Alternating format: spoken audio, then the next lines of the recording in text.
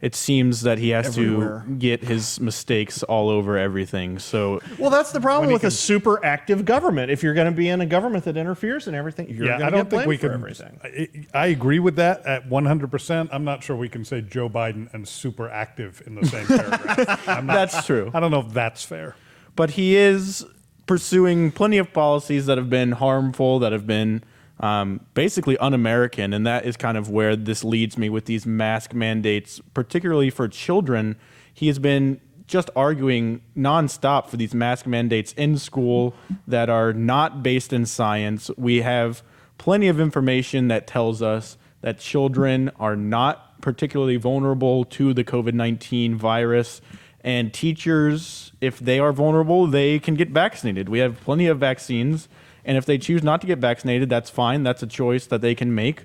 I haven't gotten vaccinated myself, and I understand that that's a risk that I'm assuming by not getting vaccinated, and I'm okay with that. As a child, you're pretty safe. But as a child, you're safe. You don't need to make that decision because if No, you I get meant COVID, you. oh, as me, Yeah, oh as a yeah, child, yeah. you're safe, Well, I'm Grant. also safe. Yeah. I also got COVID and I lived, so So far. I'm still so far. You never know what the long-term consequences could be, but but so far I'm fine. So far, pretty much every kid who's gotten it has been fine. And so it really doesn't make sense that we're trying to force masks on these children, but that's exactly what Biden is doing. And as people like Governor Ron DeSantis in Florida or Governor Greg Abbott in Texas are trying to say that we're not going to allow this, we're not going to allow you to put masks on our children, Joe Biden is calling them the enemy, and he's calling the people who are forcing your children to wear masks heroes. And we have a video here of him doing that.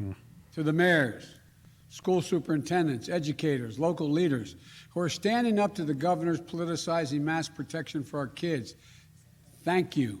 Thank you as well. Thank God that we have heroes like you. And I stand with you all, and America should as well. Okay, first of all, I just want to say I really love the sign language. Dude, that's what I was Say the same thing. watching. If I ever need a sign interpreter, I want her. I want that was one. The facial expressions, perfect. She's doing great, but sadly, the message that she has been giving is not quite as exciting as the kind of the sign language that she's been doing, because the message is that heroes are the people who are masking up kids for no reason.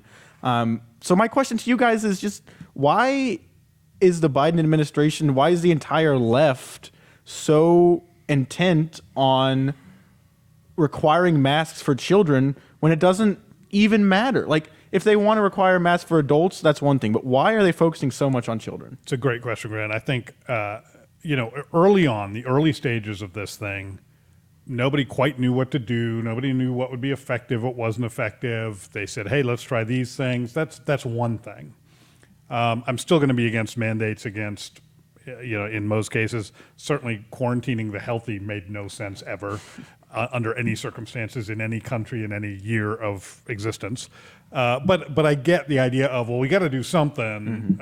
This could be big. What are we going to do? I understand that thinking.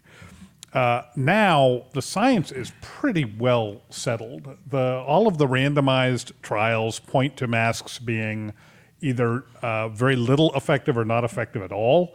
There's a great piece yesterday in City Journal, I think, that just surveyed all of the most recent and scientific studies about masks and came to that conclusion and basically said, this is silly. It's a waste of time.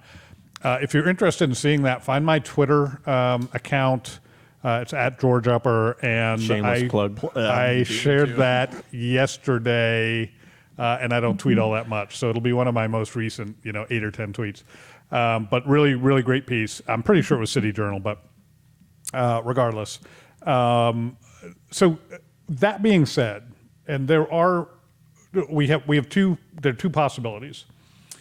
The people in the administration responsible for this stuff are total idiots and don't know how science works, or they have a different agenda in mind. Those are the only options at this point.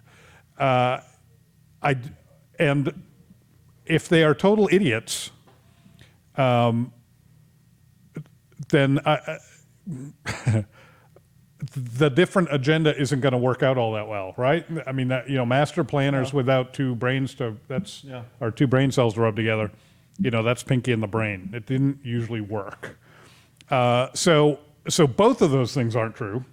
One of them is true. Either they don't know how science works, or they have a different agenda in mind.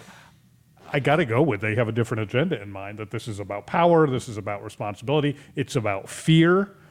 Michael Crichton wrote a great book about that called State of Fear. It's a novel. He wrote it about climate change, but he was making the same point. Governments like to keep people afraid because then they trade freedom for security. And that's historically been true, forever. So I got to believe that's what's happening here. Oddly, because I don't think the people running this stuff are stupid.